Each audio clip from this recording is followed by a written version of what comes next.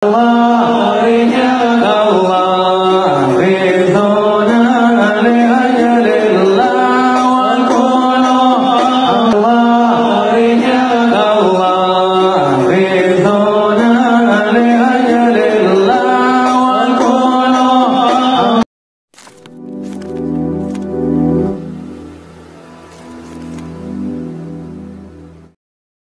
warahmatullahi wabarakatuh. Ini saya sedang syuting di Detektif D. Saya syuting di Detektif D on mic. Nah, ada sebuah video, beberapa video sih sebenarnya. Cuma ini menurut saya sangat krusial karena ada video yang berkaitan dengan apa ya? Menurut saya ini akidah sih, dan sangat mengganggu mata saya dan pikiran saya.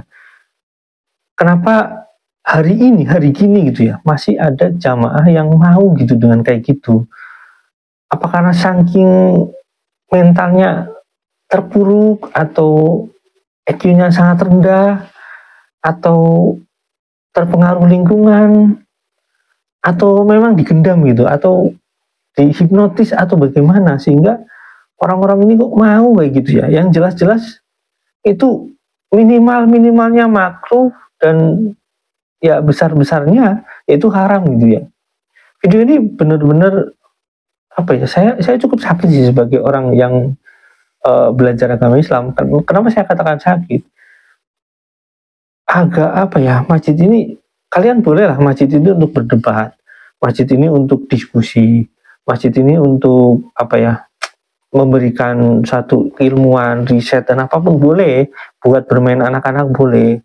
Tapi kalau masjid ini dijadikan kayak berhala, kayak sesembahan, dan itu dinampakkan sekali, itu menurut saya sebuah penistaan, dan itu menyakitkan buat kita. Apalagi ini mereka menamakan diri mereka gitu ya. Ini menampakkan diri mereka, artinya mereka bikin status bahwasanya mereka ya Ahlul Bait. Itu bayangin aja, Ahlul Bait gitu, walaupun ya nggak ada buktinya gitu ya. Itu tidak bisa dibuktikan. Dan yang kayak gitu, yang parahnya, mereka kok nggak menerapkan gitu ya. Kalau mereka mengaku Ahlul Bait, terus mereka menerapkan agama yang benar-benar gitu ya, yang sesuai dengan tuntutan Rasulullah gitu ya. Tuntutan dan tuntunan gitu, karena Rasulullah menuntut dan juga menuntun, bukan cuma tuntunan ya. Menuntut untuk memisahkan antara yang batil dengan yang hak. Itu udah jelas, teman-teman. Kok bisa muncul kayak gitu? Nah, tapi ya kita lihat dulu videonya, teman-teman. Ini video cukup menyakitkan menurut saya. Ya, lihat.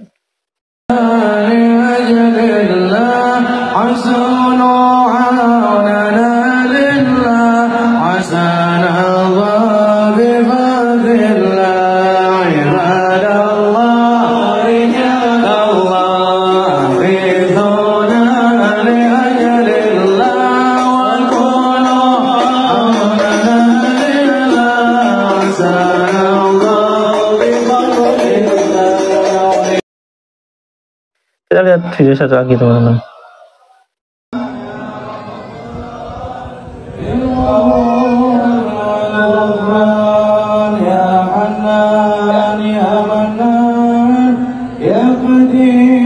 Nah, itu adalah mimbar sholat ya. Jadi itu untuk imam.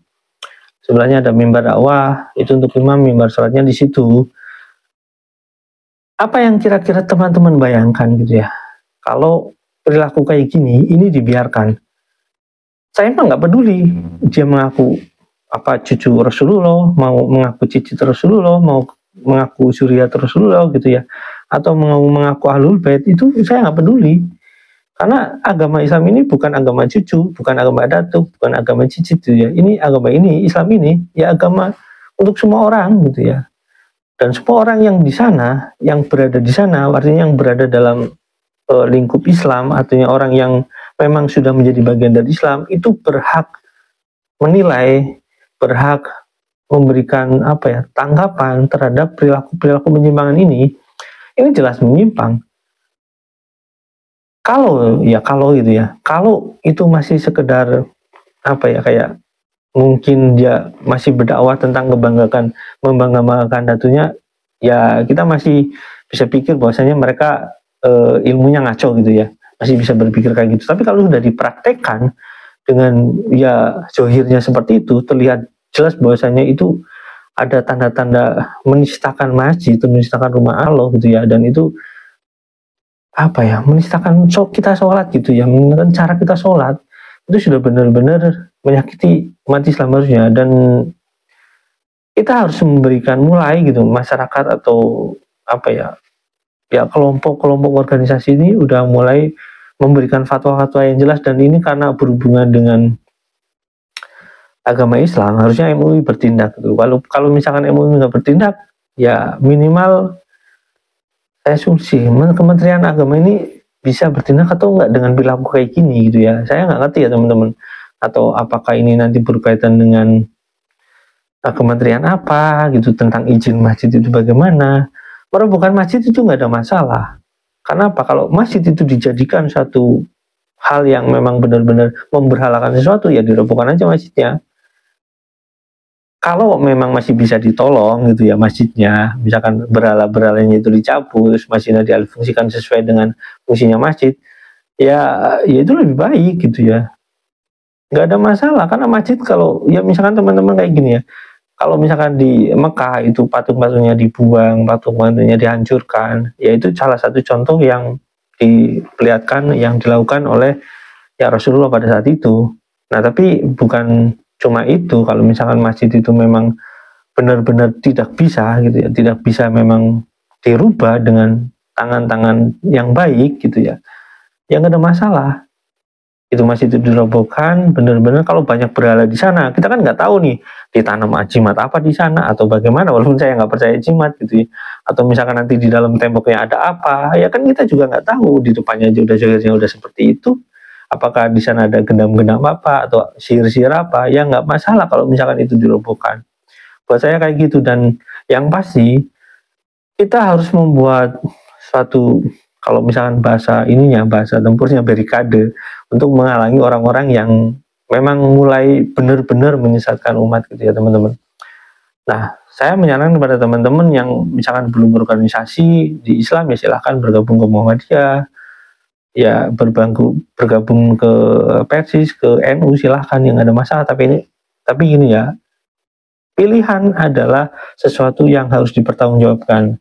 Nah, kalau misalkan teman-teman masuk ke NU, masuk ke Muhammadiyah, masuk ke Persis, atau masuk ke agama yang organisasi yang lain, teman-teman harus pastikan dulu, baca dulu ADART-nya, terus lihat dulu cara yang mereka memperlakukan dan memberikan ya ilmu kepada yang bergabung di sana. Karena dalam organisasi itu kan ada diskusi, terus ada kalau misalkan pematangan berpikir itu ya, itu suatu hal yang wajar. Misalkan di mahasiswa di Muhammadiyah itu ada gitu ya, misalkan kayak pemuda Muhammadiyah. Kalau misalkan di NU juga ada, misalkan kalau dari mahasiswanya kan ada PMI itu dulu masih Bandung, tapi sekarang katanya udah mandiri. Ya teman-teman harus mulai menyusun barikade-barikade itu, karena ada upaya, menurut saya ada upaya-upaya yang ini ini menyerang otak-otak yang nggak paham dengan Islam gitu ya. Dan mungkin mereka sedang menyusun kekuatan agar mereka mempunyai pengaruh, dan ini menjadi fakta. Mereka ini sekarang mempengaruhi banyak umat Islam dengan cara-cara mereka gitu ya, provokatif, dengan cara ilmu-ilmu datuk mereka gitu, yang mereka mengaku bahwasanya itu Islam, tapi ilmu datuk itu sebenarnya. Ya begitu kurang lebih teman-teman. Semoga teman-teman bisa memahami, ini bukan cuma soal agama. Saya pastikan ini bukan cuma soal agama. Dulu ya teman-teman, dulu waktu Syiah pertama kali muncul, itu saya pastikan itu bukan soal agama. Termasuk kalau misalkan ini ada model kayak gini, saya pastikan ini bukan soal agama. Kalau dulu Syiah itu soal politik, ya ini bisa dipastikan modelnya kayak gitu. Ya modelnya politik, karena politik itu bukan cuma bikin partai politik, bukan. Teman-teman semua ngerti, politik itu bukan cuma sekedar membuat partai politik. Politik itu sebuah strategi, sebuah cara untuk membuat gitu ya, membuat ide, pola pikir, atau bahkan sampai bikin ya semacam dogma gitu, atau propaganda untuk mereka dipercaya. Nah, dari sedikit ya pemaparan saya ini, mudah-mudahan bisa teman-teman memahami dan mulai mengerti harus berhati-hati karena ini ada benar-benar serangan terhadap umat Islam yang membahayakan menurut saya.